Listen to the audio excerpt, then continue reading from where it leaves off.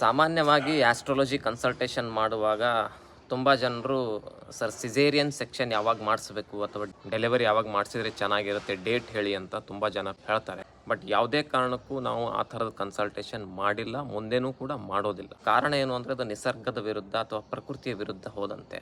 ಆದರೆ ಒಂದು ಡೇಟ್ ನಾನು ನಿಮಗೆ ಹೇಳ್ತೀನಿ, 29 ಮಾರ್ಚ್ 2025 ರಾತ್ರಿ 11:59 PM ಭಾರತೀಯ ಸಮಯದನುಸಾರ, 11:59 AM USA ಅನುಸಾರ ಈ ಸಮಯದಲ್ಲಿ ಅಥವಾ ಇಡೀ 29 ಮಾರ್ಚ್ 2025 ಹಿಡ್ಕೊಳ್ಳಿ ನೀವು.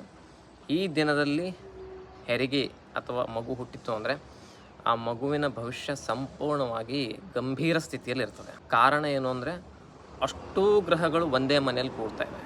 ಗುರು ಮತ್ತು ಮಂಗಳ ಬಿಟ್ಟು ಶನಿ, ಚಂದ್ರಮ, ಬುಧ, ಸೂರ್ಯ, ಶುಕ್ರ ಅಷ್ಟೂ ಗ್ರಹಗಳು ಒಂದೇ ಮನೆಯಲ್ಲಿ, ಅದು ವಿಶೇಷವಾಗಿ ಮೀನ ರಾಶಿಯಲ್ಲಿ ಕೂಡ್ತಾ ಇರೋ ಕಾರಣಕ್ಕಾಗಿ ಮಗು ಮನೋರೋಗಿ ಆಗಬಹುದು ಅಥವಾ CNS problem, central nervous system ಬುದ್ಧಿಮಾಂದ್ಯತೆ ಕೂಡ ಬರಬಹುದು, ಅಥವಾ ಒಂದು ಆ್ಯನ್ಸೈಟಿ, ಪ್ಯಾನಿಕ್ಕು, ಡಿಪ್ರೆಷನ್ ಅಂತ ಮನೋರೋಗಕ್ಕೂ ಕೂಡ ತುತ್ತಾಗ್ಬೋದು.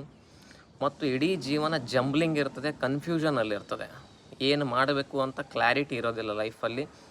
ಗ್ರಹ ಯುದ್ಧ ಆಗ್ತಾಯಿದೆ, ಅಷ್ಟು ಗ್ರಹಗಳು ಕಂಬಸ್ಟನಲ್ಲಿ ಬರ್ತಾಯಿವೆ, ಚಂದ್ರಮ ಕೂಡ ಅಲ್ಲೇ ಸಿಕ್ಕಾಕೋತಾ ಇದ್ದಾನೆ. ಸೊ ಹೀಗಾಗಿ ಇದು ಗಂಭೀರವಾದ ವಿಷಯದಲ್ಲಿ ಬರ್ತಿರುತ್ತೆ.